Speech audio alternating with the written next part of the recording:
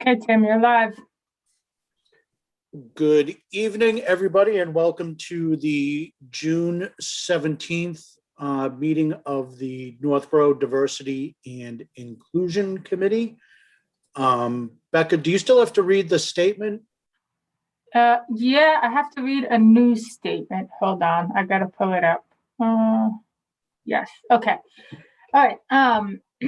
Pursuant to Chapter 20 of the Acts of 2021, a bill relative to extending certain COVID-19 measures adopted during the state of emergency, signed into law June 16, 2021.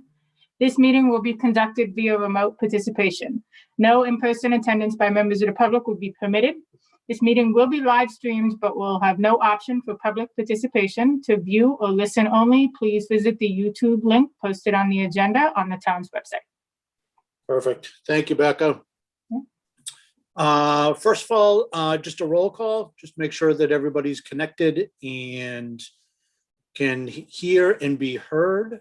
Miriam Ibrahimi. Present. Deidre Writing. Present. Lauren Bailey Jones. Present. Becca Meekins. Present. And I am Tim Kalin. All right. So the first item on our agenda is to approve the May 20th meeting minutes. Does anybody have any comments or additions for the minutes? Can I get a motion for approval? I'll move to approve the Diversity and Inclusion Committee meeting minutes from May 20th, 2021. I second. Moved by Lauren and seconded by Miriam. Roll call vote. Miriam Ibrahimi. Aye. Deidre Writing. I'll abstain. I wasn't present. Oh, you weren't here. That's right. Lauren Bailey Jones. Aye. Becca Meekins. Aye. And I, Tim Kalin, vote aye. Minutes pass. Next on the agenda is the presentation of DEI strategic plan scope and discussion. Becca, thanks for putting this together. It looks great. Do you want to talk through it? Yeah, sure. Can we jump to number 5 really quick? I just want to update the committee on something about the Board of Selectmen's meeting. Okay. So really quick, so I know this committee put together a letter regarding Tim's position on this committee, and then the question about adding an additional member to the board. So the Board of Selectmen met this Monday. They met just this past Monday. And they were happy that the committee had provided feedback, and they did choose to keep Tim as a representative to the board and keep him in his seat as chair. And they won't be adding or changing the membership of this committee until the end of our charge. So once we make final recommendations, a decision will be made then as to what to do about the committee. So I just want to give you guys that quick update before we went any further. And thank you all for giving input on the letter and giving feedback. So I appreciate that. Okay, let's see. Oh, did someone say no? Okay. Oh, I said thank you. Okay. You're welcome. I'm going to share my screen just so we have a visual.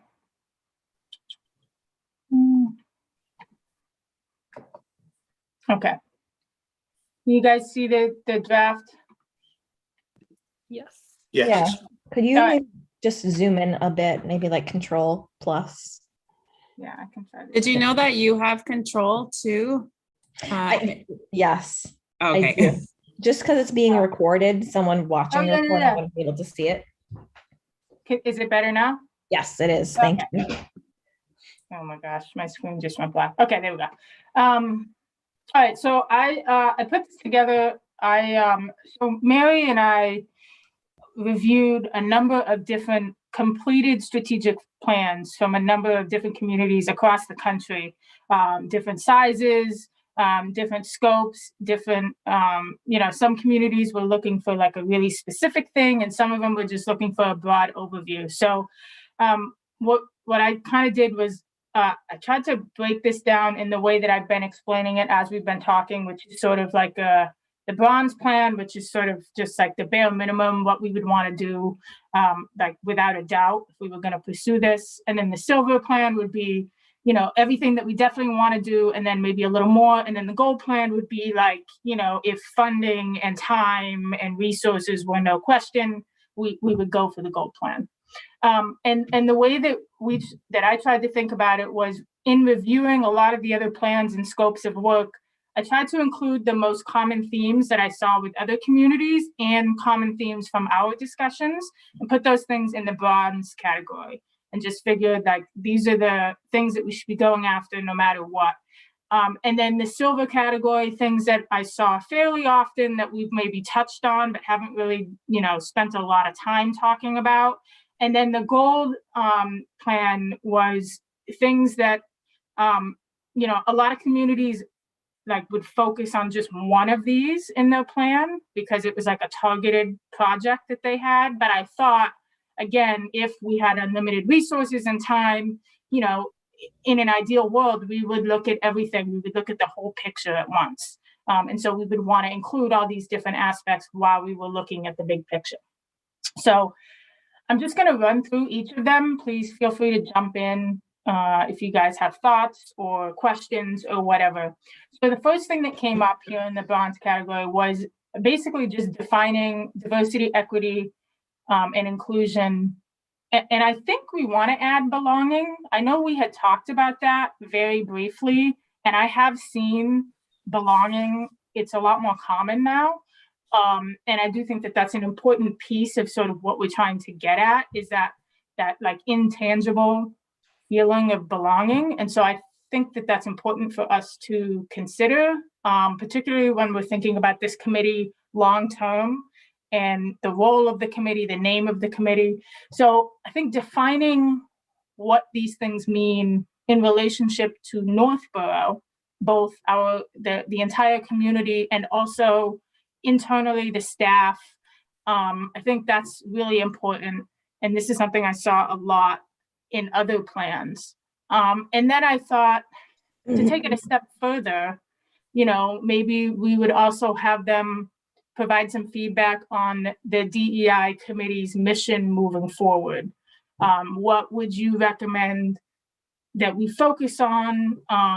What would you recommend the structure of the committee be? Like, who are the people that should really be involved in these discussions, these ongoing conversations? Maybe we need to look at having like a minority business owner.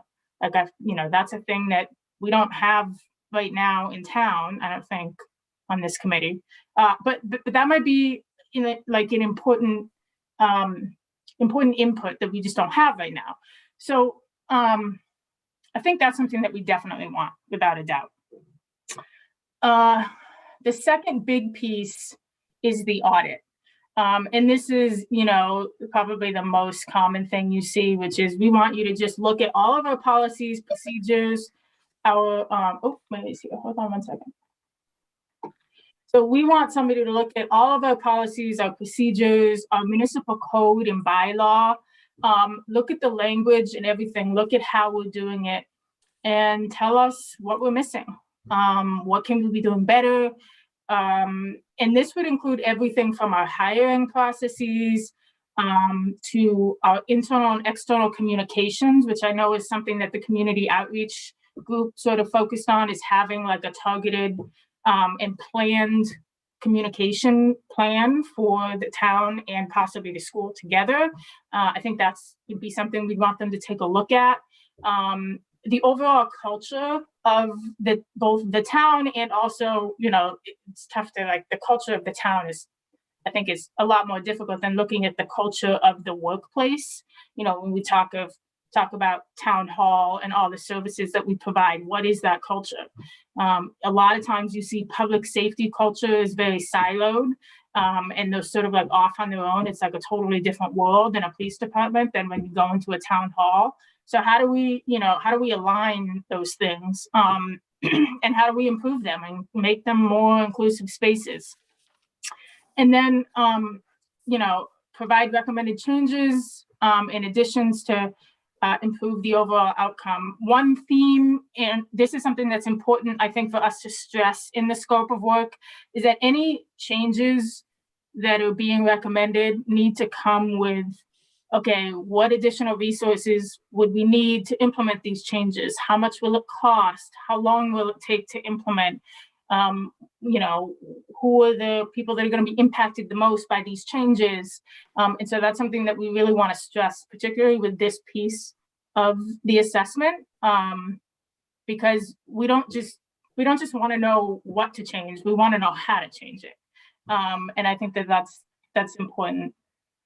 Let's see. So I did have surveys in here and focus groups. It's something that's pretty common with a lot of these plans.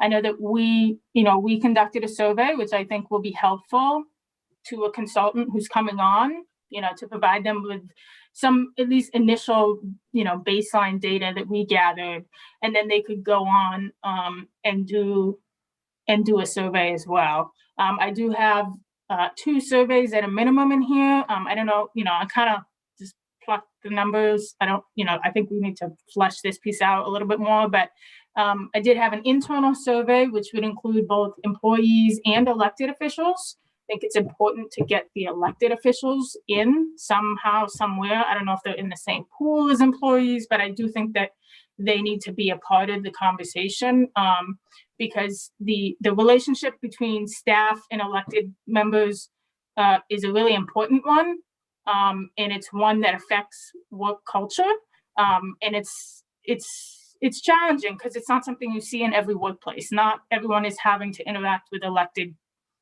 political leaders every day. So I think that's important, and I definitely want to make sure that we include them.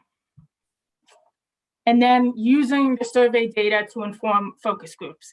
I know it's something we've talked about doing as a committee, but I think we definitely want to make sure that if we're able to pursue the strategic plan, we would want to work with the consultant to do more focus groups that are informed by the survey data. And then the last piece is training, developing a training manual or a training plan for staff. I did have a train. So one of the things that's a challenge, especially for communities of this size, is funding.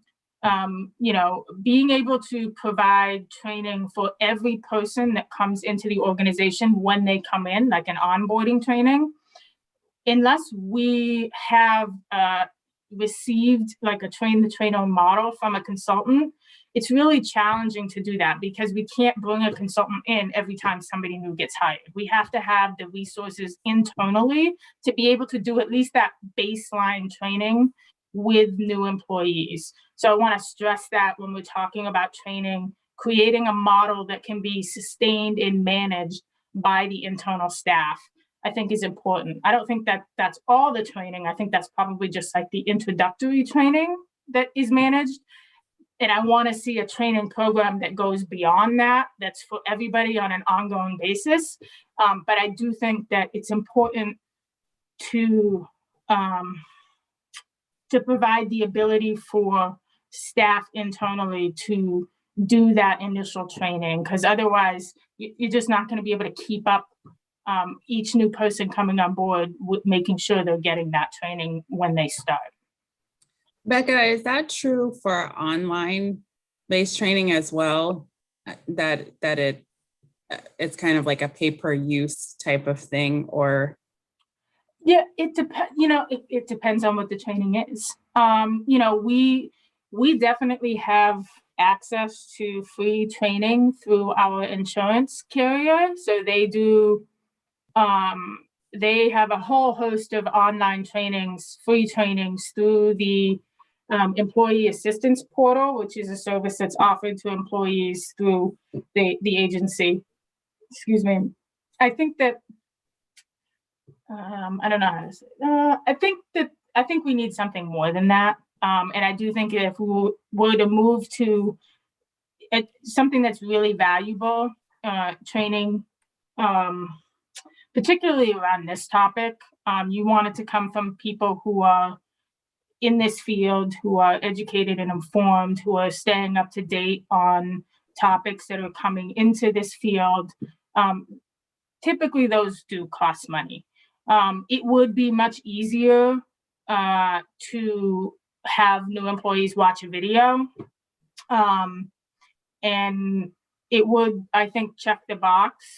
I think we can talk about that more. I'm definitely open to it. Right. I'm just wondering if there's like a baseline, something that you want every employee to have just coming in that may even be developed by whatever group we chose, right? And that's a video based. So that gets, periodic hiring. And then maybe like every year or every couple of years, there's something more in person and tailored towards specific topics in a direction that people want things to move, so that whoever's on staff at that time gets that more focused one, but like sort of like a staged approach, or something that could have multimodal.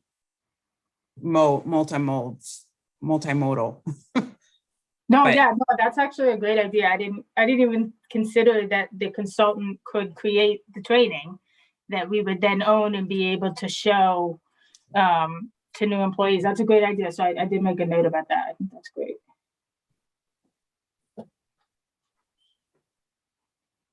Back up. Yeah. In my experience,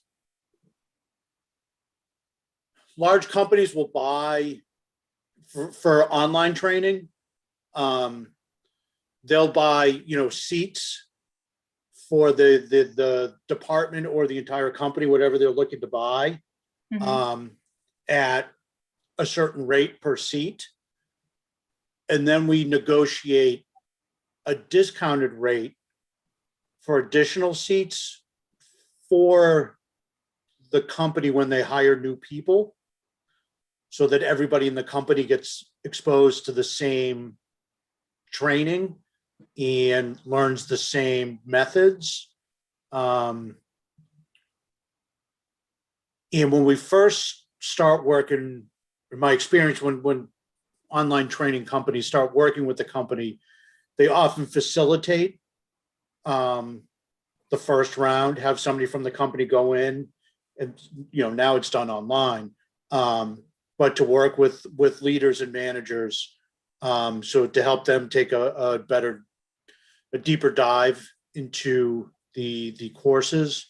And that gets, depending on how often the company wants it, it could be done, we often see annual, where they have a new group of people that come in for the facilitation. And the other nice thing with the online piece is people can watch it to refresh whenever they need to. So those are just other options. Yeah, no, those are great suggestions. There's also, for a more, sustained approach, there are apps like, one is called Virgin Pulse. So it's really a health and workplace culture type of app. So you earn points toward, I think you actually end up getting cash every quarter, depending on how much. So you get, it can record your steps and things like that. But there, you also earn points for looking at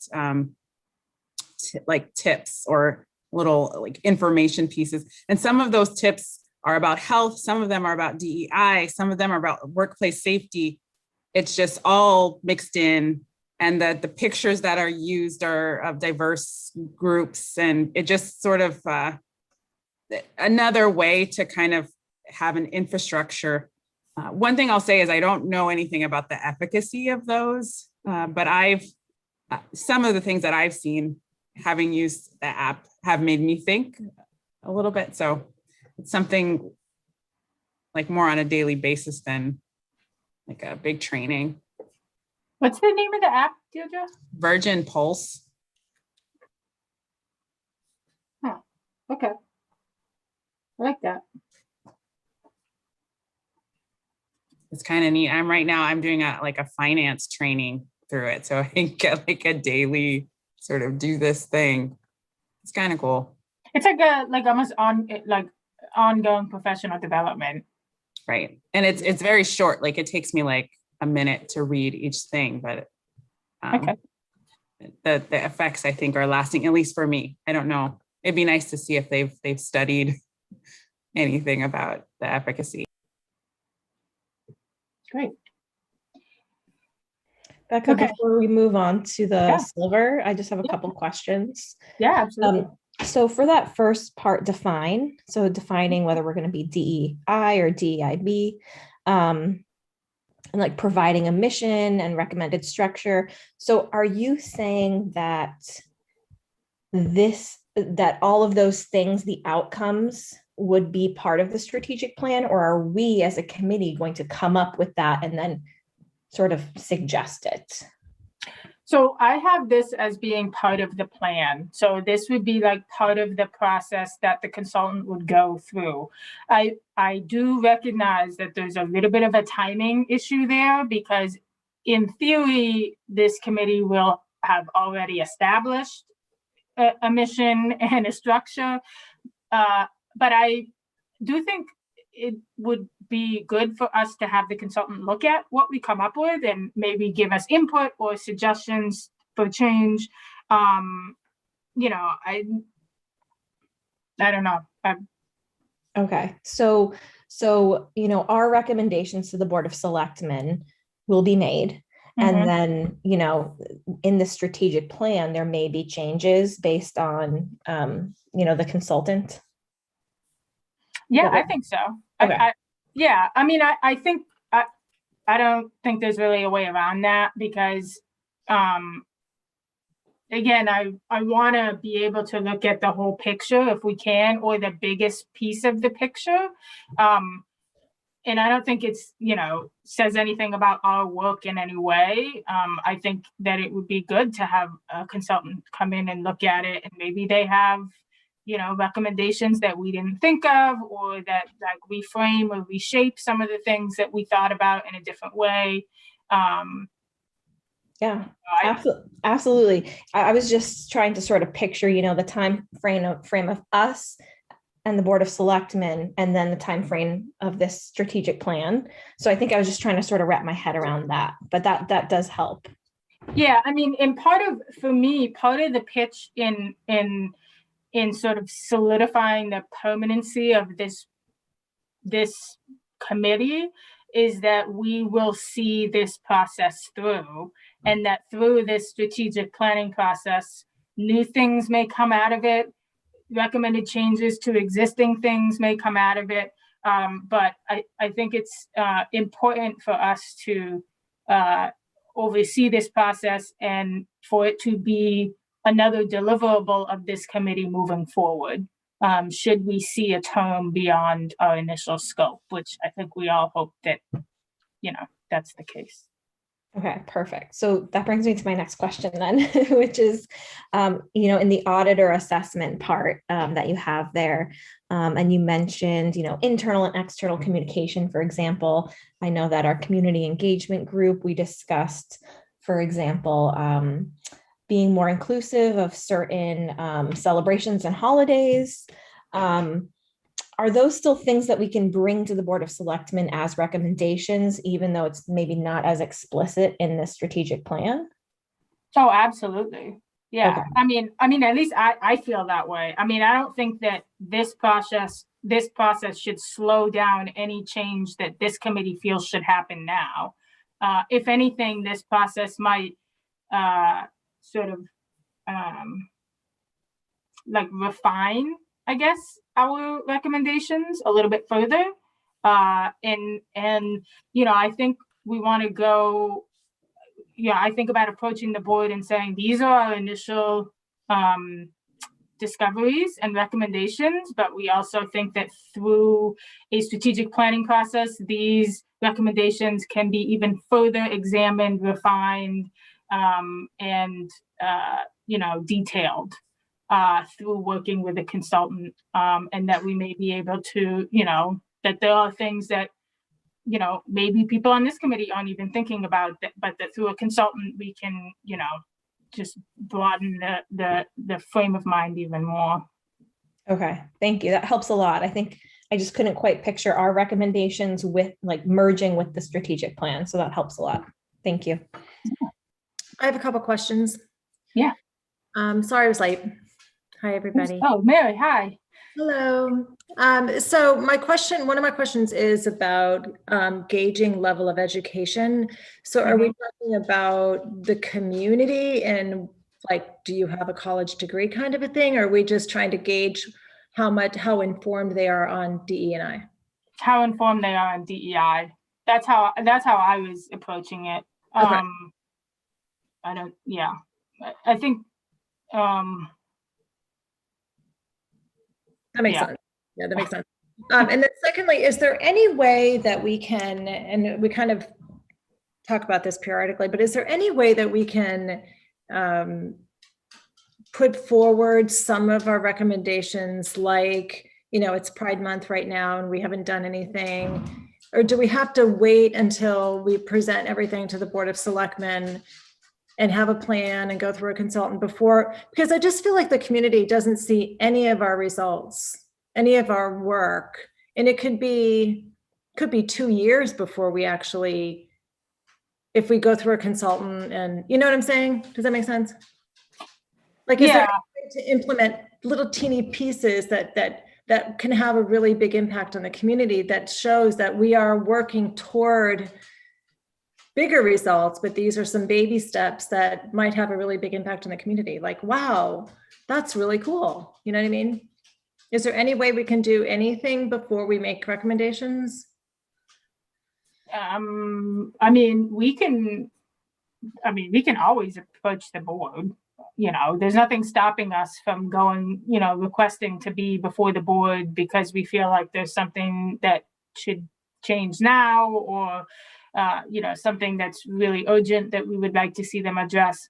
I think that, going back to sort of what Lauren was asking, I don't think that this process in any way prevents us from asking the board to implement changes that this committee feels are, important, that we know we want to see happen at the end of our scope, when we make our final presentation. And I think the way, like I said before, the way we would sort of pitch it is, and we also want to conduct this strategic plan, and some of the things that we're recommending to you now may be further refined or may change a little bit through that consulting process. I don't think there's anything wrong with that. I think we all have come to some agreement about, there are some, what we like to call low-hanging fruit that, we can definitely, that will have a big impact.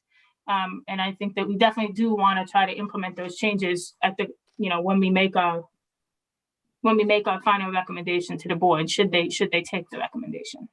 Yeah. And I guess I always go back to that sign in the center of town that, quite frankly, I don't see anything really big and important on it. I mean, there's some good stuff, but I just would love to be able to take advantage of that. It's like right in our faces in the center of town, and it would just be so nice to be able to promote some DEI related stuff, whether it's holidays or, I don't know.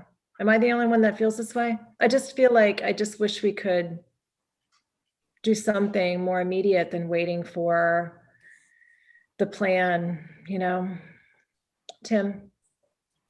So I think when we make our final presentation to the Board of Selectmen, I envision there being much like Becca has it laid out here with the bronze, silver, and gold.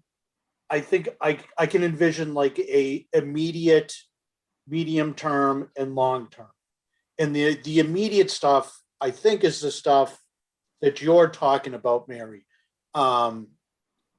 Having the pride flag raised during Pride Month next year, doing something in February for Black History Month, working with the Community Affairs Committee to put together programs to support women-owned business in Northborough during Women's History Month. Doing those sorts of like immediate things that we don't need a consultant to come in and tell us that those are the right things to do. Those are the right things to do, and we can execute those. And I also think too that when we go and meet with the Board of Selectmen, I think it's going to be next month, that when we go and meet with the board, I think we make a couple recommendations then too. For example, the Community Affairs Committee does the tree lighting in December. Well, there's no reason why that event shouldn't incorporate a variety of different beliefs and holidays. They just don't know. They don't have the funds or the ability to procure the stuff that they need to make it happen. So the Board of Selectmen, I mean, it's not high expense items, need some lights and some other things, but it's just more marketing and getting that out to the community. And the board just needs to say, okay, they can have some miscellaneous, $150 for lights, and the DPW can help put them up. But I think that's part of the recommendations that we make in July. So I think there's, does that help? Yeah, it totally does, because I just don't want to lose momentum because it turns into a long process and people start to lose interest. I know for me, I'm one of those people who thrives on instant gratification. So if I have to wait 2 years to see results, I start to freak out. So not necessarily freak out, but I just like to see, we've been all working really hard, and it's such a hot topic, and it means so much to so many people in so many different ways that I would love to see us be able to do something around the holidays that embraces everybody's, backgrounds and makes everyone feel included and important rather than having to wait. And I think this plan is outstanding. And I don't know, Becca, if you were the author of it, you did a fantastic job. I know everybody had input, but it's great. My only thought was just, I would love to see something in the short term that shows that we're working on this. It's in progress. We know it's in progress, but other people don't know. They saw the survey and then it's like, what's going on? You know what I mean? Yeah, and I think the consultant piece, there may be some aspects of immediate, but I really look at the consultant as more medium and long term. To help us work through some of those items that are more in depth, I guess. So, I mean, and it's when I think about it too, when we make the presentation, like you lay all this stuff out to the Board of Selectmen, and you could say, well, here's your choice. The Board of Selectmen can take all this on, or you can have the DEI committee continue and become a permanent committee, and we'll be the ones that committee will be the ones that handle this aspect of turning these words into reality. Right. And clearly the training and all of that is a much longer term goal. I totally understand that. I was definitely looking more toward the more immediate stuff. So I'm glad to hear that there are things that maybe we can do sooner rather than later. Yeah. And it's just the uniqueness of working through a municipality versus a private organization. Right. Like if this was a private organization, we'd be doing this stuff now. Yeah. It's just the working with the municipality. That's just not how it works. It's everything just takes longer. But there's certainly, once we get board approval on doing things, then we can start doing things. It's just a matter of getting all of what we want to do and get all that crystal clear so that when we present it, easy for them to approve, and then we can move forward. So, we Do make you that presentation. anticipate- What's Do you that? anticipate the meeting in July getting any kind of approvals on anything, or more just information exchanges? And it's not really a time for getting really anything approved, right? Well, like I said, I'm gonna recommend that the Board of Selectmen work with the Community Affairs Committee to make sure that they have the resources that they need to convert or expand the tree lighting from just a tree lighting event to an event that incorporates all holidays and all religions. At the end of the year, there's 4, 5, 6, 7, 8, I don't know, different holidays and religions that celebrate at year end. So they should all be incorporated into that event. And like I said, the Community Affairs Committee may need a couple bucks to make that happen, and some additional time from the DPW. And that's something that the Board of Selectmen can do.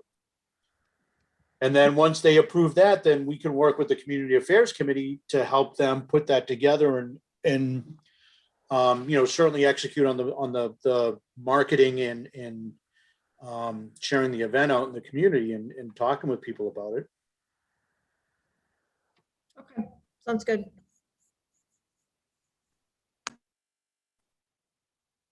Okay.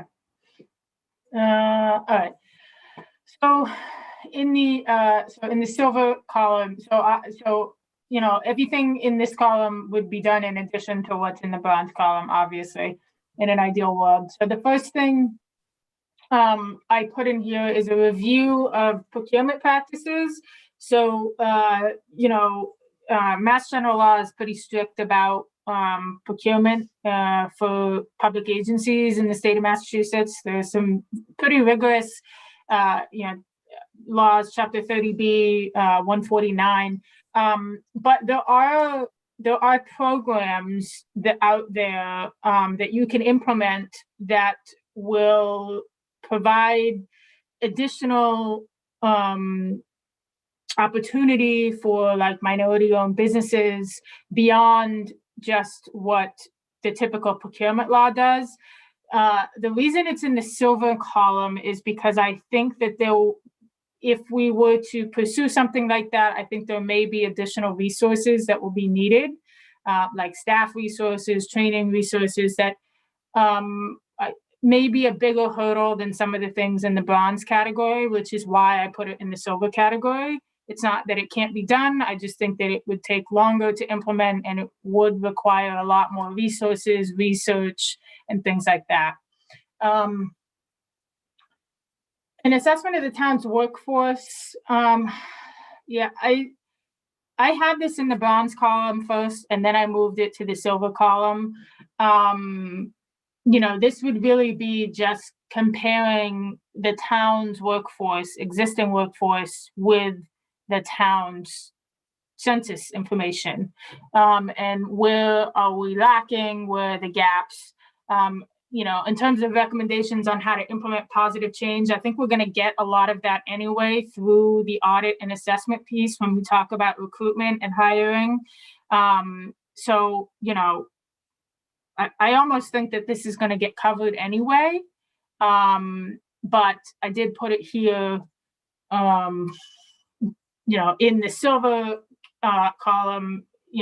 If we wanted to add it as a bullet point, as a deliverable, we could. I'm just not sure that it maybe needs to be called out specifically, I guess. And then the last piece in the silver column is something we've talked about quite a bit. And I think this piece ties in a lot with the community outreach and engagement sector. It ties in a lot with some of what Shika is interested in, which is creating like a guide for ongoing community outreach and education around issues of racial and social equity. So I almost sort of see this piece, if we were to pursue it, would really overlap a lot with a lot of the work that Miriam and Lauren and Deirdre have already done. Like the Lycea, I think, would be a big piece of this if we were to pursue it.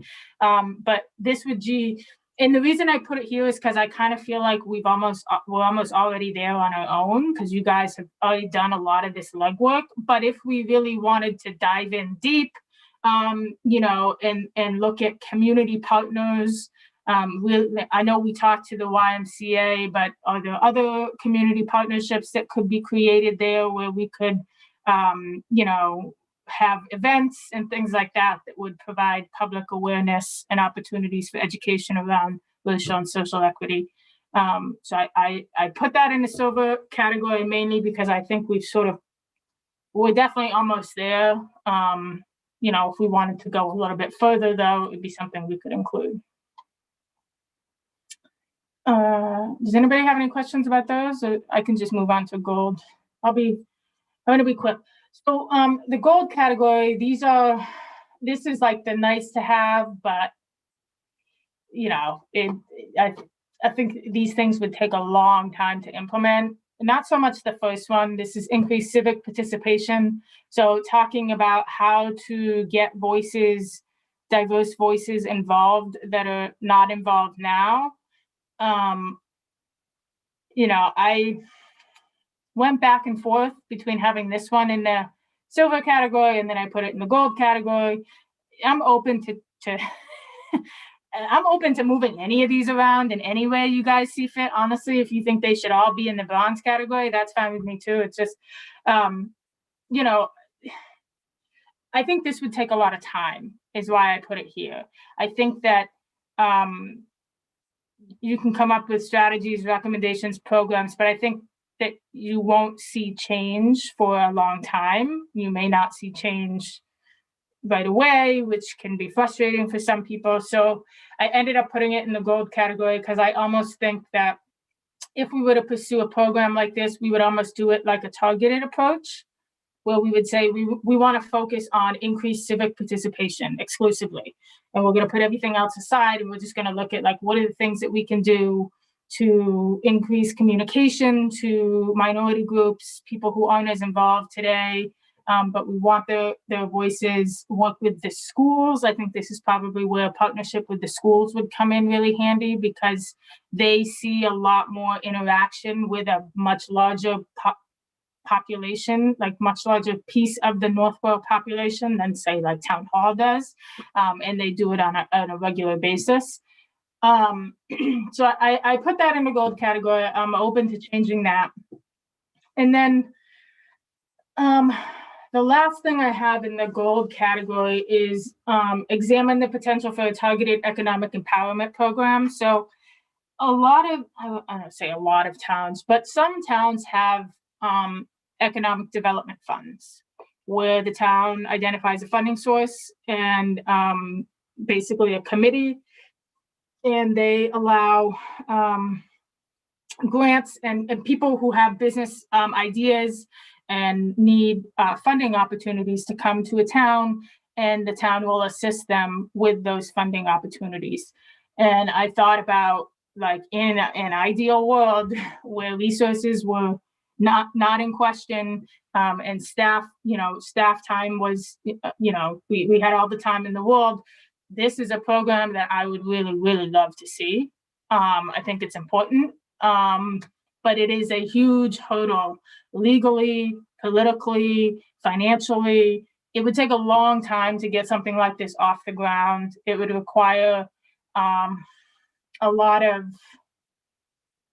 education, I think. But I did put it in the gold category because I do think it's something we should keep in mind for the future. I do think that providing opportunities for minority-owned businesses is something that, we haven't really talked about as a committee yet, but I do think it's something that we should start to think about. It's one of the topics we haven't, we haven't talked to, have we talked to any business owners in town? No, yeah.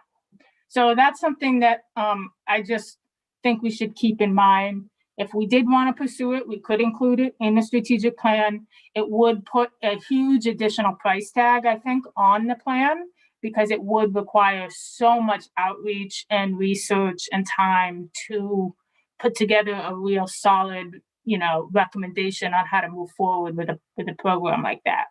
But I did want to include it, just even if it's just so we can remember that it's something that we want to pursue in the future.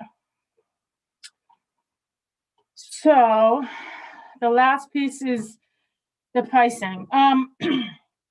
These numbers are very rough. They're definitely not set in stone.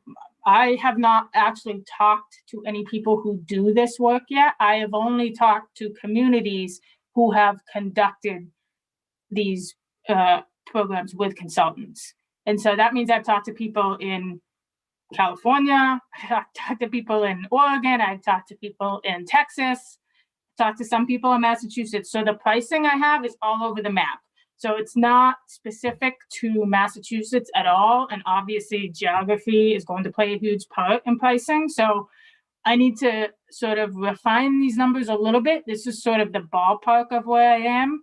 But I do have on my list to reach out to some consulting firms who actually do this work to find out, if we wanted to pursue this realistically, what would we be looking at? So that's where I'm at. Do you guys have any questions? Becca, I don't expect you to know this, but it just, do you know how many taxable homes, or how many homes pay property taxes in the community? It's like, I want to say 5,500, but I can't remember if that's. I can find out. I don't know off the top of my head, but I'll find out.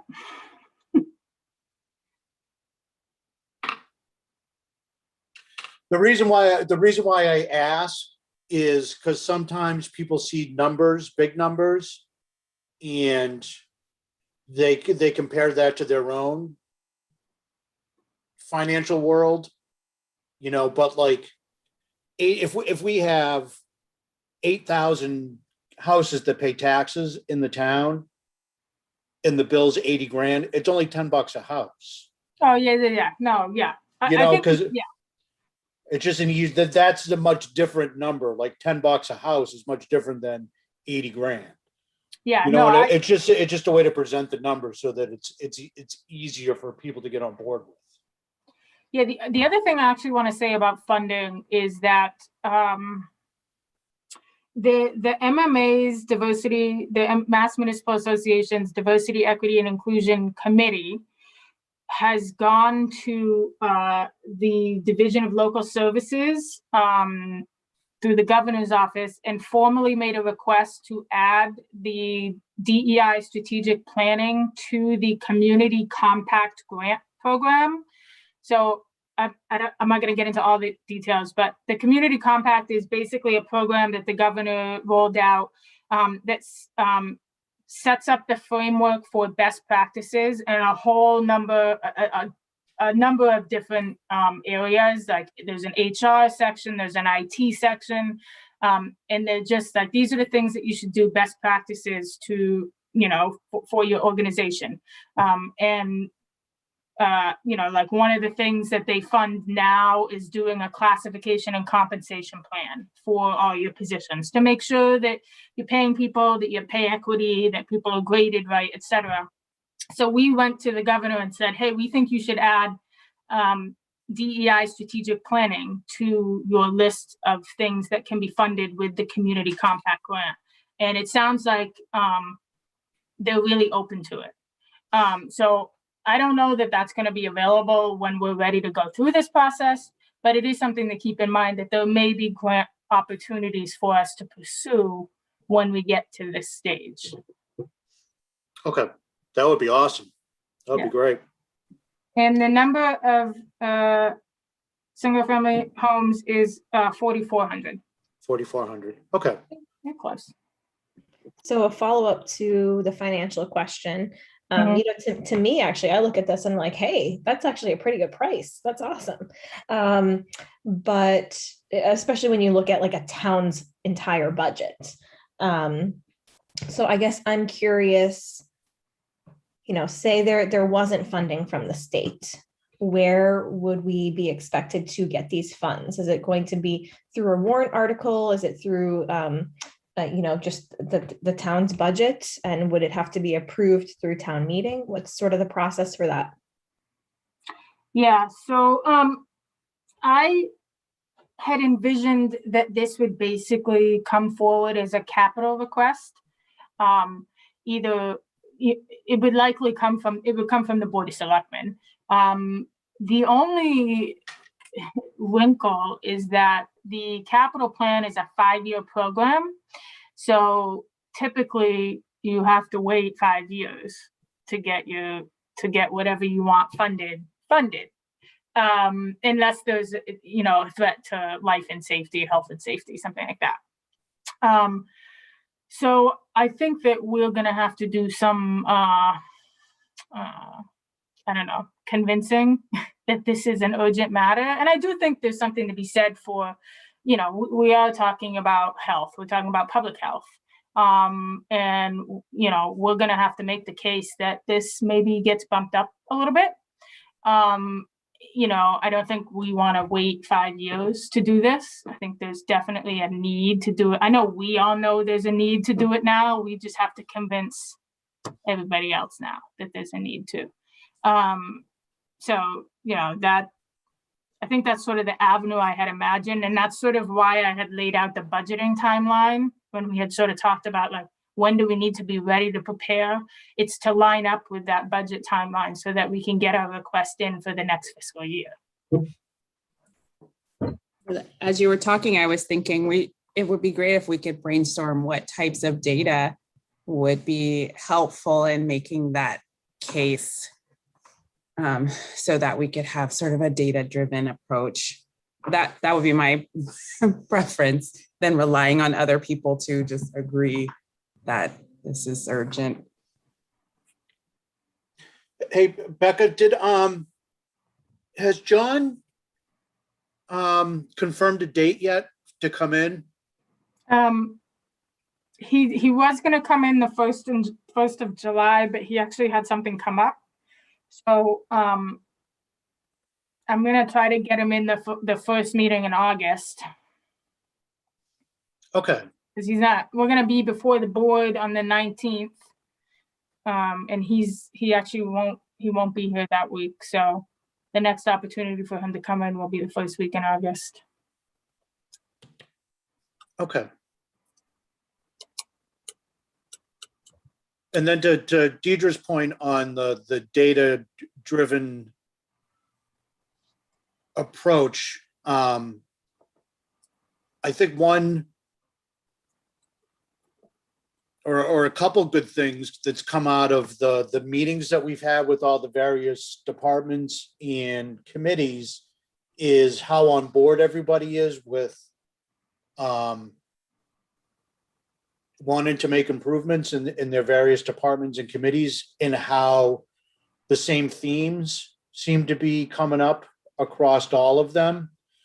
So one way to correct or help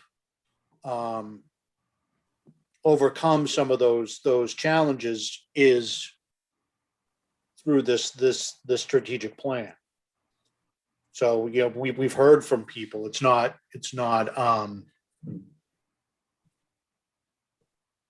just our opinion. We've heard from department heads, and so I think that will be very helpful. Yeah, and I didn't mean to crush everybody's spirits by telling you the 5-year plan, because it is dependent on a number of different factors, one of which is funding availability. If there's a larger than normal, if there's a surplus of capital dollars that are available, there's always a chance that more capital projects can get funded in 1 year.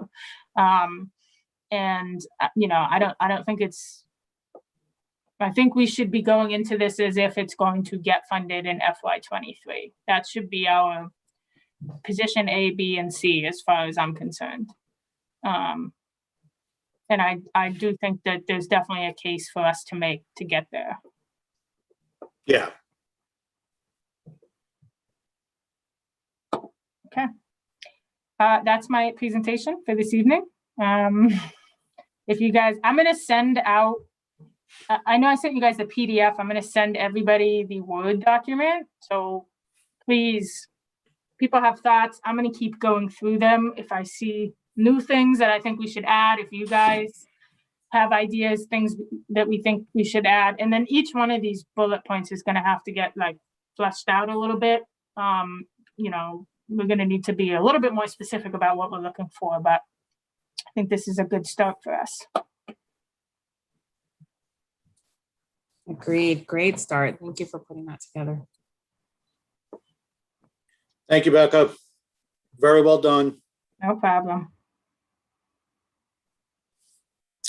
So next on the agenda, discuss public hearing, listening sessions, and focus groups.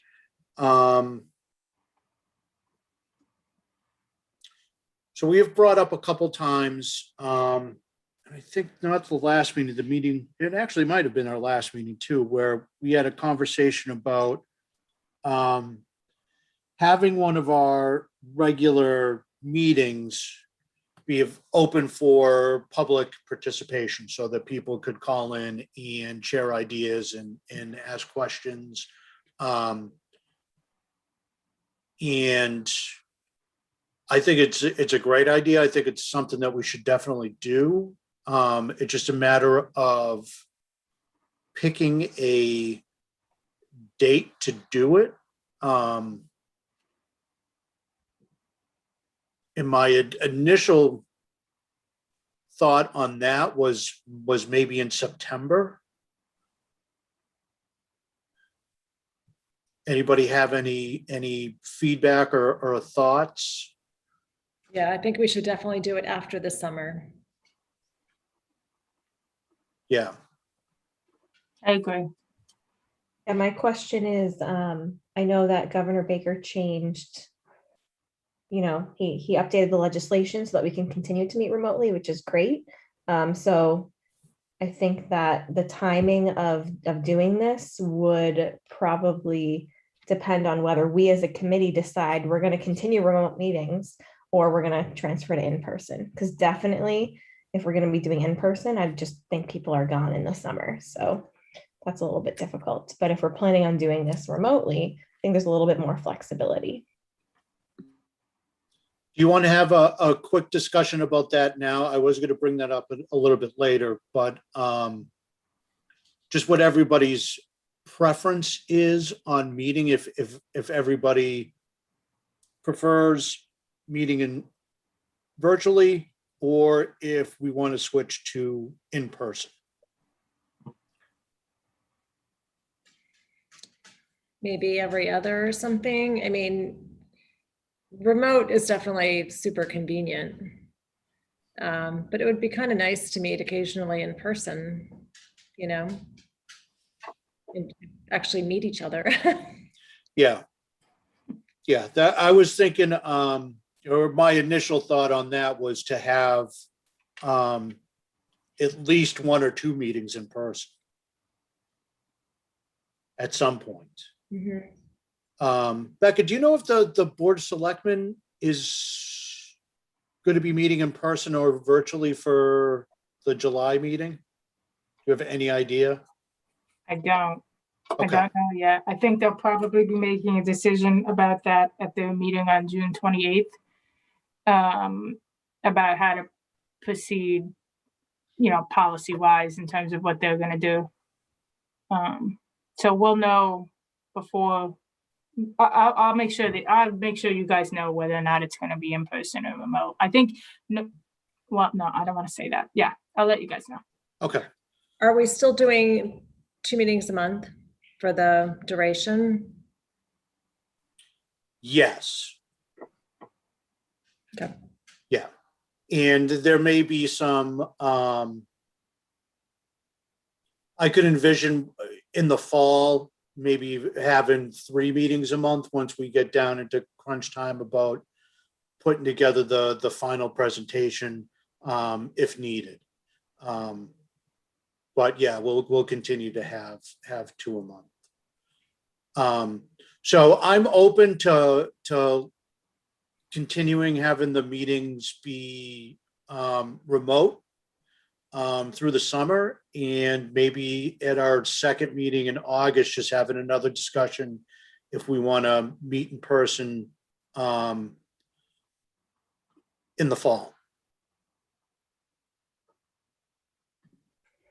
I agree with Mary. I think that there's definitely convenience in having these remote meetings. I participated in a hybrid combined school committee meeting last night, which was interesting. So, you know, most of the school committee members were in person, and then some of us were at home. I was sick, still am, so I was at home Zooming in.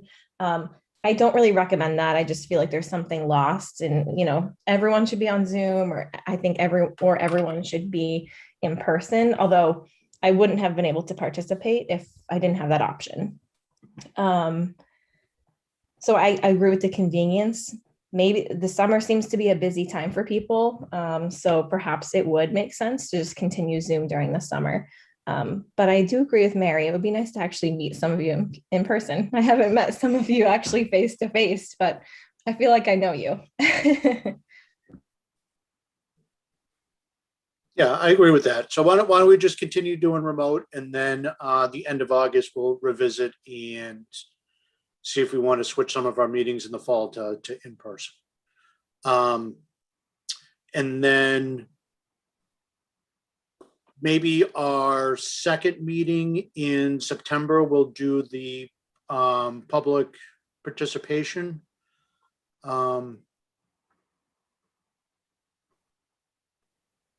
And just open up.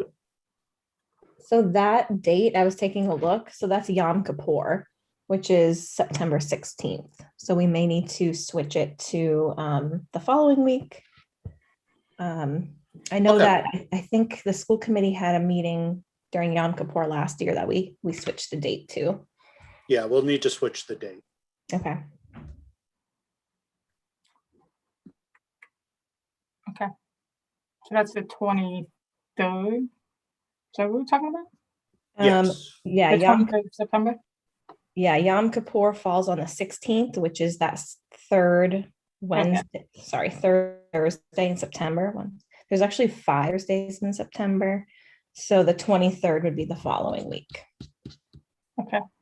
Are we just envisioning this like an open listening session, like where people can just join us and talk to us about, like, do we want to put a framework around it? Do we want to post questions for people to think about ahead of time, or do you want to just have people in? I envision just if people want to call in and have questions for us, if there's things that they'd like to see, changes in the community that they would like to see, just a general open public participation. Okay. The only thing I would say is that if we want to get, I'm sorry, Ron, if we want to get maximum participation, we should do a lot of I don't know if advertising is the right word, but we definitely want to get the word out, especially given Yes. that it's the summer now, people aren't really around. So if we're sure on the date, let me just make sure we have a Zoom thing for that. I just want to make sure we have the webinar license available.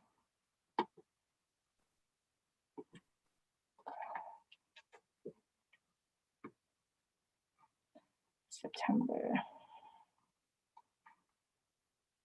Oh, yeah. Okay. Yeah, we should be okay. So I feel like some people would be willing to come and sort of speak their mind if there's something they've been thinking about or something that they would really like to see change. But people who haven't been able to watch our meetings, people who don't really know that we're even a committee, definitely I agree with you, Becca. We need to spread the word. And sometimes I feel like people do better if there's like something concrete they can reflect on. whether that's questions, perhaps that we pull straight from our survey, or whether it's, a reaction to, hey, here are our recommendations to the Board of Selectmen. Here's our draft. We're going to present it on July 19th anyways, our draft, and then, continue to work from there. But here's our ideas. Here are some things we've been discussing. Come talk to us. What are we missing? What information do we need to have before we go to the Board of Selectmen in November or December? I think that's a great approach.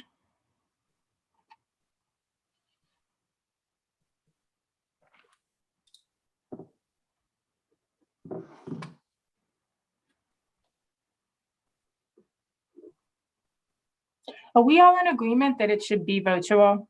That we think that'll get the most participation? Okay, just want to make sure. I really like the idea of pulling questions off of this survey, just because the answers, I think the personalized answers would be more nuanced and give us more information than kind of the numbers. So I like your approach, Lauren. It might be helpful too. If there are specific community members that we either know or know of, to reach out to them and say, hey, we need you to come. Or provide an opportunity for people who can't come to at least submit a letter with their name and address, so that they can still participate if they can't be there for the actual meeting, or if they don't feel comfortable being there.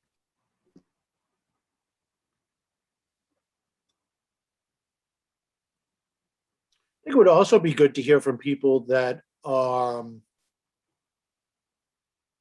excited about the work we're doing. That I know I have talked to people and they feel more included in the community just because this committee exists, and they know that the community is going to take active measures to make improvements, and they just feel they're impressed by it. They're just very, I don't know what the right word is to say about it, but they appreciate it.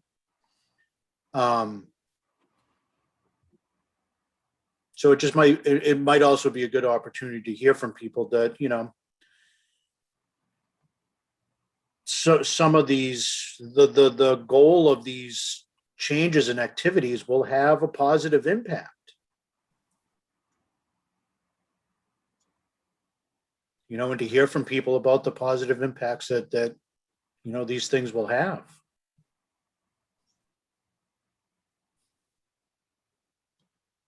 Just another perspective.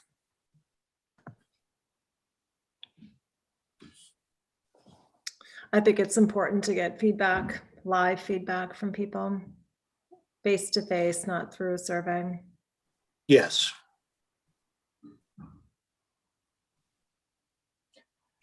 Okay. Good on that. Any other questions or?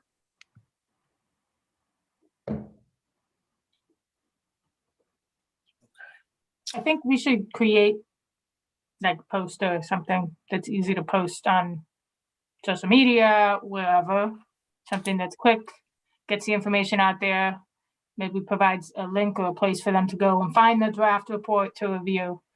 I think that would probably be helpful, and then people can share it and so on, instead of just like text on a website. Yes. I agree with that.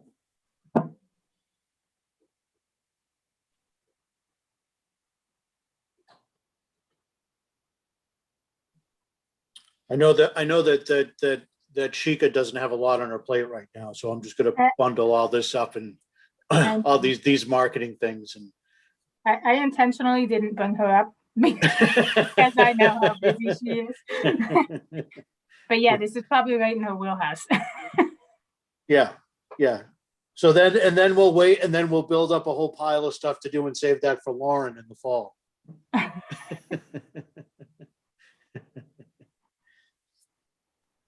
All right. So next on the agenda, draft statement on LGBTQ and Pride Month. I have had this on my list to dos for 2 weeks and I just haven't had time to get to it. But I can work on it this weekend if we want to get something out next week. I think it would be great if we had like any suggestions, and maybe we just filter them through you, Tim, since you're the chair, as long as, we're only going through you. And then maybe you could use some of our ideas. Yeah, that would be great.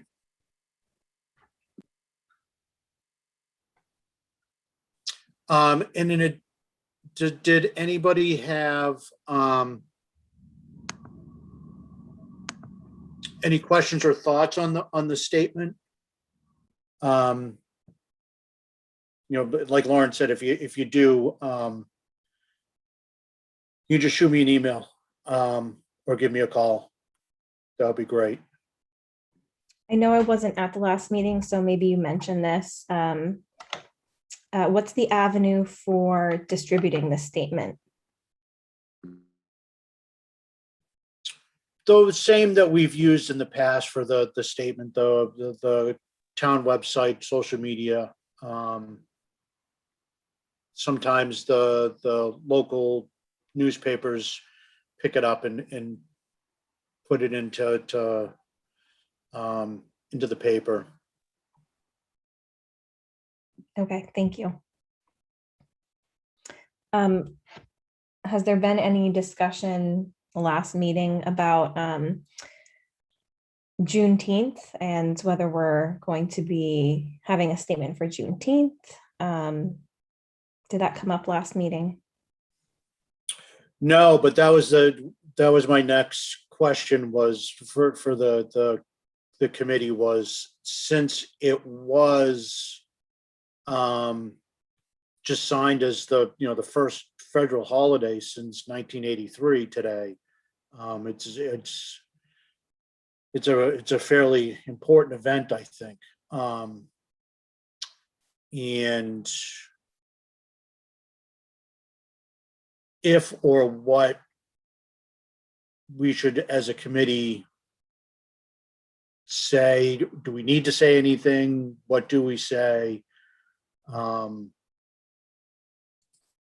So Juneteenth is Saturday. Is it possible to do something sort of before or on? Because afterward, it especially for Juneteenth, it kind of loses. You missed it. You missed it. I don't know what anybody would say afterward, per se. So that's one thing to consider. Yeah, and then I'm not sure that everybody knows about it. It's become more because it's but I think some education around what it is and what it means would be important to spread the word. I don't know. Do you think it's more common knowledge than I think? I grew up figuring out that this was something that I celebrated that nobody ever talked about. So I've always had the impression that people don't know what it is, but maybe that's changing. I mean, it's a national holiday now. It's been in the news, so.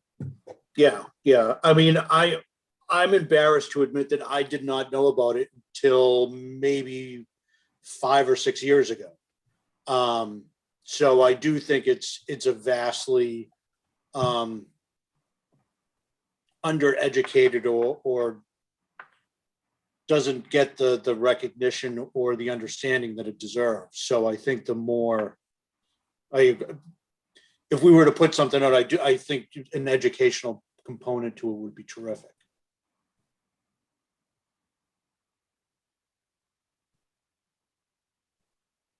Okay, so that would mean something to put out tomorrow. So does anybody want to volunteer to draft something? It's funny, we had this conversation last time, and Mary, you kind of reminded me when you were, talking about doing things now. Not statements, but a lot of things. I didn't realize how much lead time they need. It's almost like we need to set a calendar at the beginning of the year and almost begin to front load things so that they're ready to go, because to be ready short notice, it's much more logistically challenging than I thought, but I'm happy to take a stab at it and send Good with something that. around. Yeah. That'll be terrific. I really like your idea about, that educational piece, Deirdre, of, what is Juneteenth, right? Because I do agree, people don't know what it is. People are starting to know what it is because, well, it's a federal holiday now. I think in the last year or two, more people have become educated. But I think that educational piece is really important. Like, why even acknowledge Juneteenth? Why is it important? Right. Okay, that sounds great. So I'll try to send something around early-ish tomorrow. Thank you. Do you think it would be kind of neat to tie in a little personal something to that, Deirdre, where you have been celebrating, just to kind of, I don't know. Yeah, well, I grew up in California, so I would always go to a festival at the lake, which is at Lake Merritt in Oakland. So I don't know how relevant, Just that you grew up honoring it and celebrating and experiencing, and now we're just learning about it. It doesn't matter. I don't think that it was California. Just a thought. Yeah, no, I'm happy to include it. I just didn't want to go down the rabbit hole of like random geography, but I get what you mean. Just more like, what does this mean to me personally? Yeah. Yeah. It'd be really neat. If you feel comfortable, again, you don't need to share anything personal if you don't feel comfortable with Deirdre. Of course, yeah. Sure.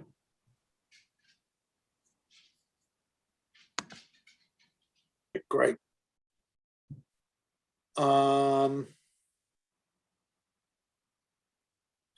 Anybody have anything else they wanted to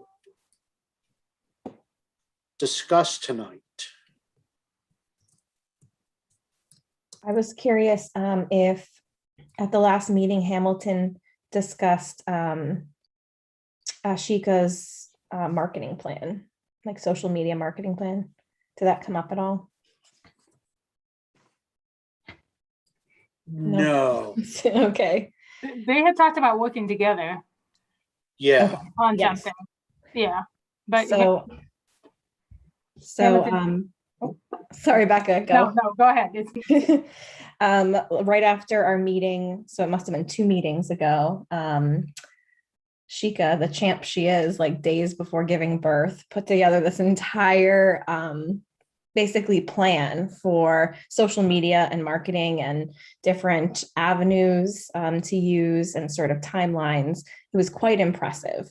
And so I think that that's something to definitely look at. It's not necessarily something that we have to look at tonight, but it's pretty comprehensive. This is definitely Shika's thing because I was blown away. I was like, how did you even come up with this whole plan? And literally an hour after our last meeting.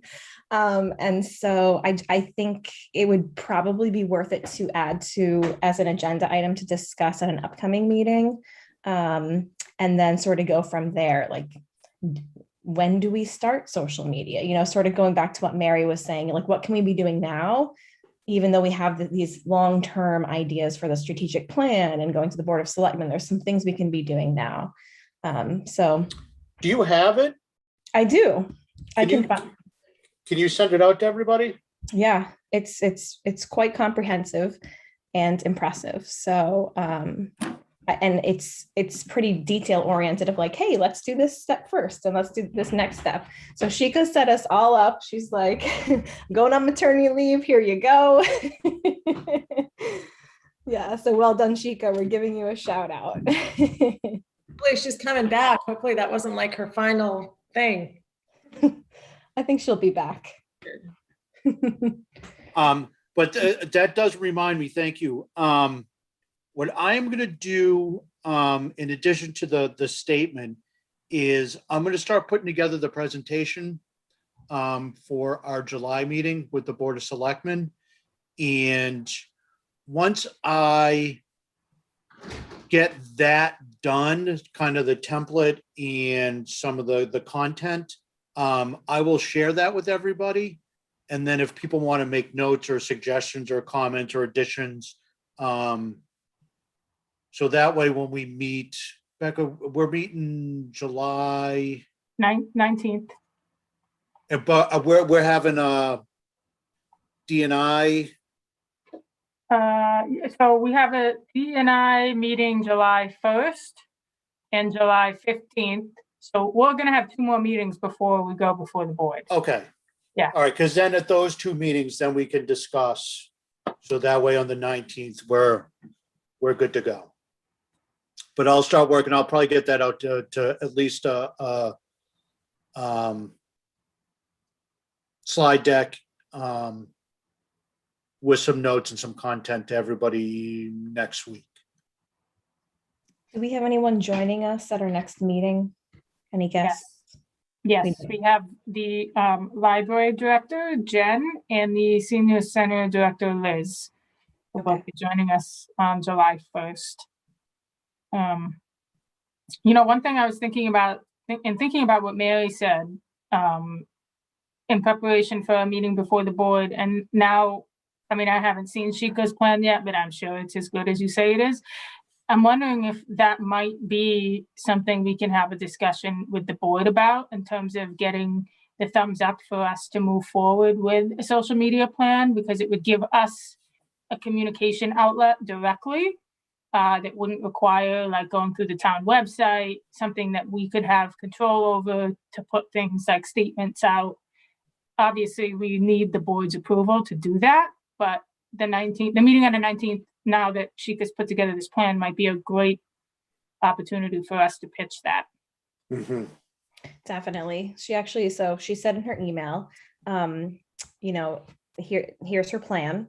And then her proposed next steps are for us as a whole broader team to discuss. So once I send that out, we can discuss at an upcoming meeting and then include it in the Board of Selectmen meeting on July 19th. And then if approved, proceed, but basically develop a content calendar and then commit to that distribution. That's perfect. It's exactly what Deirdre said we should do.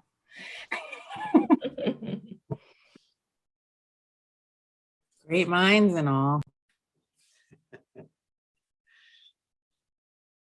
All right, that all sounds good. Anything else? Can I get a motion to adjourn? Motion to adjourn. Second. Motion to adjourn by Deidre, second by Becca. Roll call vote. Lauren Bailey Jones, Aye. Mary Leach, Aye. Miriam Ibrahimi, Aye. Deidre Riding, Aye. Becca Meekins, Aye. and I, Tim Kalen, vote aye. We are adjourned. Thank you, everybody. It was good seeing everybody. You See you in a too. couple Take care, weeks. everybody. Good Get night. better, Lauren. Thank you.